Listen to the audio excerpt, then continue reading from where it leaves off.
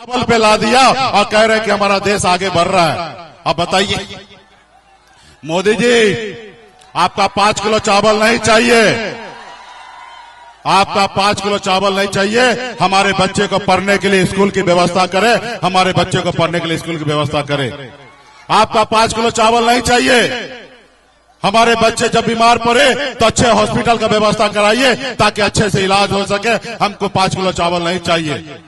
यहाँ पे नौजवान खड़े हैं, बैठे हैं, मैं 5 किलो चावल नहीं चाहिए। 4 किलो हो गया, ये कब 4 किलो कटौती हो गया भाई? तो यही सब हो रहा है मोदी जी के राज में। और कभी आएगा भी 3 किलो करेंगे कुछ दिन के बाद। ठीक है, ये गुलाम बनाना चाह रहे हैं आपको। हमको मोदी जी आपका चावल नहीं चाहिए। यहाँ जितने नौजवान हैं उनके हाथ में काम दीजिए, उनको नौकरी दीजिए, हमें आपका चावल नहीं चाहिए। और ये कहते कि हम चावल दिए, जैसे लगता है इनको पूर्वज जो है ना बहुत सारा संपत्ति छोड़ के गया, उसको बेच बेच के दे रहे हैं। अरे भारत सरकार का खजाना मतलब आपका खजाना, और उससे अगर चावल मिल रहा है तो कोई मेहरबानी कर रहा है? वो आपका हक और अधिकार है। तो इसलिए साथियों, कुछ लोग आपको गुलाम बनाना चाह रहे हैं। ये निर्णय आपको लेना है कि गुलाम बनना है कि सीना तान कर अपने आने वाला पीढ़ी के लिए लड़ाई लड़ना। तो मजबूती से महागठबंधन को जिताइए। तो क्या आप लोग जिता रहे हैं ना? जीत का माला पहना दे।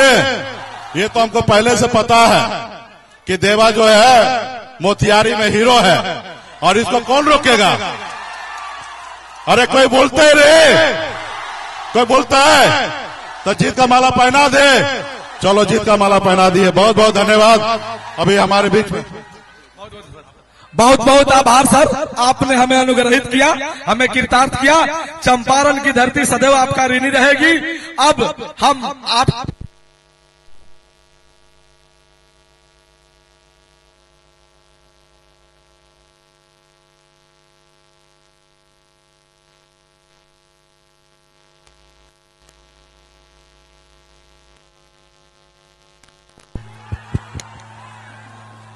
चालू माइक ही चला गया।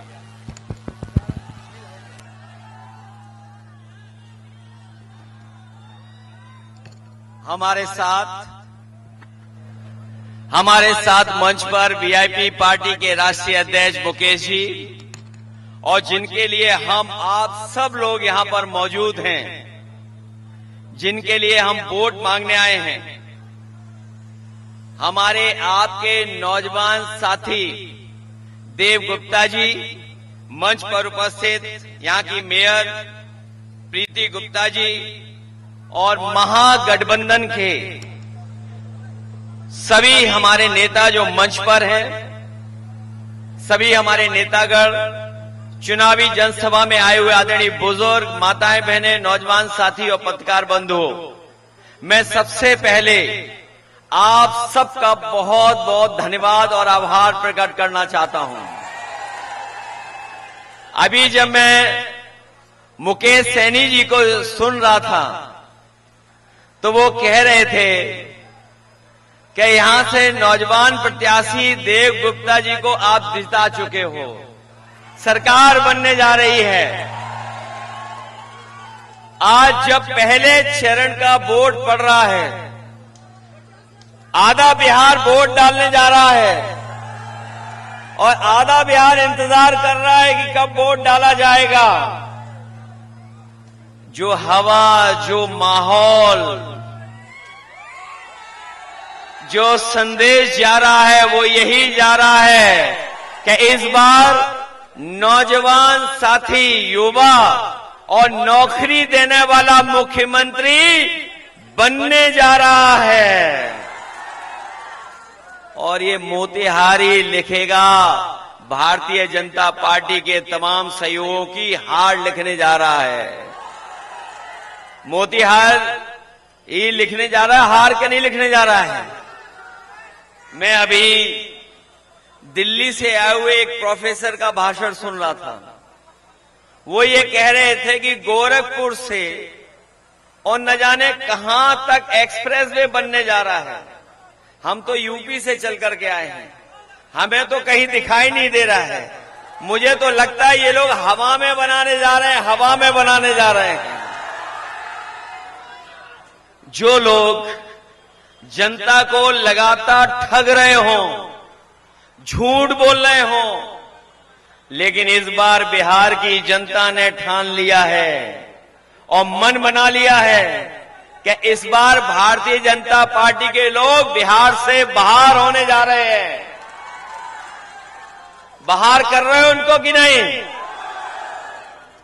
उनके पास बी टीम है, सी टीम है, पी टीम है और हमारे पास वीआईपी है। उनके पास क्या पार्टी है? बी पार्टी है। सी फॉर चुनाव आयोग पार्टी, जो वोट चोरी कर करके आपका वोट चोरी कर रही थी। और एक नई पार्टी है पी पार्टी। और हमारे आपके पास कौन सी है? मुकेश सहनी जी की वीआईपी पार्टी। इसलिए मदद करो, आप लोग सहयोग करो। और तेजस्वी जी मुख्यमंत्री बनने जा रहे हैं। उन्होंने तय किया है कि हर नौजवान जो घर परिवार में रह रहा है, गांव में रह रहा है, हर परिवार के एक नौजवान को नौकरी देने जा रहे हैं। ये जो नया बिहार बनने जा रहा है, ये नौजवान जो नौकरी देने वाला बिहार बन जा रहा है। ये बीजेपी के लोग पूछ रहे हैं कि नौकरी आएगी कहां से? ये इसलिए पूछ रहे हैं क्योंकि इनके एजेंडे में कभी नौकरी नहीं रही। और अगर नौकरी इनके एजेंडे में रही होती तो इन्होंने 10 साल में नौकरी दी होती। बताओ नौजवान साथियों, कितनों को नौकरी दी है? और मैं जब सुनता हूं लोगों से, लोग कह रहे हैं कि हमें 20 साल का हिसाब किताब लेना है। क्या हमें आपको 20 साल का हिसाब किताब लेना है? 20 साल यहां की सरकार और 10 साल दिल्ली की सरकार। बताओ कितने साल हो गए हैं? बताओ 30 साल का हिसाब किताब लोगे आप लोग? और इन लोगों से इसलिए हिसाब किताब लीजिए क्योंकि इन्होंने कहा था कि हम किसानों की आय दोगुनी कर देंगे। बताओ किसान भाई, कितनों की आय दोगुनी हो गई? मैं जानता हूं एक रंगी आ रहे हैं आज मोतिहारी में, एक रंगी। हालांकि मैं नौजवानों से कहूंगा कि अगर गूगल करके देखोगे कि एकरंगी को क्या कहा जाता है, आपको खुद गूगल बता देगा कि एकरंगी का दूसरा नाम क्या है। हालांकि वो नाम मैं नहीं लेना चाहता हूं। यूपी में तो बोरी में चोरी हो रही है, खाद की में। आपके यहां हो रही है चोरी कि नहीं हो रही? हमारे यहां पहले 5 किलो, फिर 5 किलो, 10 किलो की चोरी कर रहे हैं। डीजल पेट्रोल कहां पहुंच गया बताओ आप लोग? और हमारे ये जो बुजुर्ग बैठे हैं, इनके समय पर बताओ 2 पहिए वाली मोटरसाइकिल कितने रुपए की आती थी? और आज अगर नौजवान को 2 पहिए वाली मोटरसाइकिल चाहिए तो कितने की आ रही है? ये महंगाई कौन बढ़ा रहा है? और महंगाई नहीं बढ़ा रहे हैं। हमारे आपके खाने का सबसे अच्छा स्वादिष्ट पार्ले जी बिस्किट पैकेट भी इन लोगों ने छोटा कर दिया। बताओ कितना कर दिया इन्होंने? ये वोट चोरी तो कर ही रहे हैं, लेकिन बताओ हमारा आपका पसंद का बिस्किट का पैकेट कितना छोटा हो गया? कितना छोटा आ रहा है? ये बात तो समझ रहे हो ना आप लोग कि नहीं समझ रहे हो? ये अभी दिल्ली वाले प्रोफेसर न जाने कौन से सपने दिखा रहे थे। एक दिल्ली से आते हैं प्रोफेसर, वो भी बिहार के लोगों को सियासत सिखा रहे हैं। जो बिहार के लोग न जाने कब से जागरूक हैं। चाणक्य के जमाने से यहाँ के लोग जागरूक हैं। यहाँ के सम्राटों ने बिहार को एक किया है, लेकिन ये नए सम्राट लोग जो हैं वो देश को और समाज को बांटने का काम कर रहे हैं। और अब तो उनके जो चुनावी दूल्हा हैं वो भी जान गए कि वो मुख्यमंत्री नहीं बनने वाले, उनके कोई माला नहीं डालेगा। बताओ कोई उन्हें मुख्यमंत्री बनाने जा रहा है क्या? ये बात तो वो भी जान गए हैं। इसलिए आपने देखा होगा कि अब वो माला दूसरों के गले में डाल रहे हैं। और इसीलिए उन्हें अभी पटना के शो में नहीं बुलाया गया। जो पटना का शो हुआ था उसमें नहीं बुलाया, उनका शो नहीं हुआ। इसलिए हम साथियों कहना चाहते हैं कि तेजस्वी जी नया बिहार बनाने जा रहे हैं। हमारे साथ मुकेश सहनी जी हैं, ये वीआईपी पार्टी के राष्ट्रीय अध्यक्ष। इन्होंने जीवन भर संघर्ष कर करके अपने समाज के लिए और तमाम वो लोग जो दबे कुचले हैं, पीड़ित हैं, शोषित हैं, वंचित हैं, उन लोगों को साथ ला करके बिहार को और तमाम दलों को मिलकर के नई दिशा में ले जाना चाहते हैं। इसलिए आप सबसे मैं अपील करने आया हूं कि जब युवा नया पीढ़ी का कोई मुख्यमंत्री बनने जा रहा है तो उसकी मदद करोगे आप लोग कि नहीं मदद करोगे? और जब नया बिहार बनेगा तब नौकरी मिलेगी। न केवल बिहार के चुनाव से बिहार की राजनीतिक संदेश जाने जा रहा है, बल्कि देश में संदेश जा रहा है।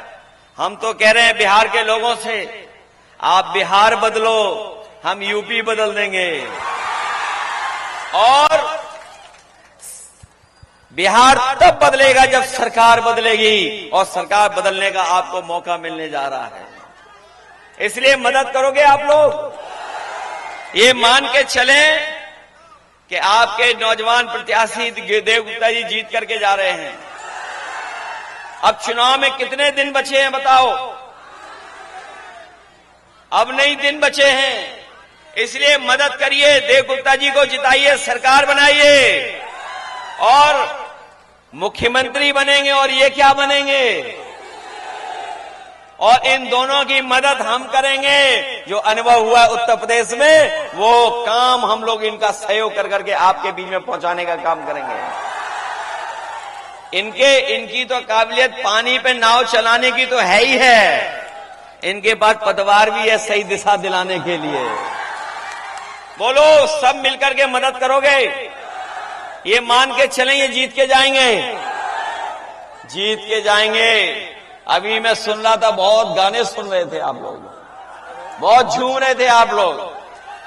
लेकिन ये बताओ, जीत के खुशी में गाने गाओगे कि नहीं गाओगे? खुशियों के गीत गाओगे तो फिर लाइन 10 मत भूलना। और ये बीजेपी वाले कह रहे हैं पुरानी है लाइन 10, हम लोग वो हैं, इसमें एलईडी फिट कर देंगे। चलिए, बहुत धन्यवाद आप सबका।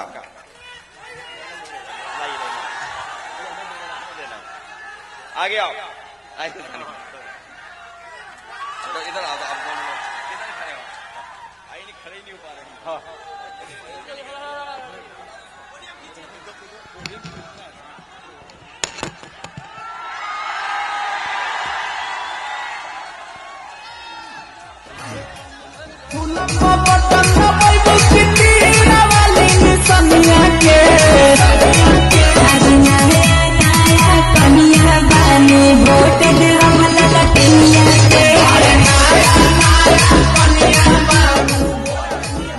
बहुत बहुत धन्यवाद।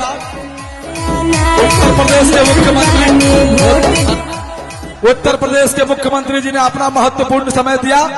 वीआईपी के संरक्षक, बिहार सरकार के पूर्व मंत्री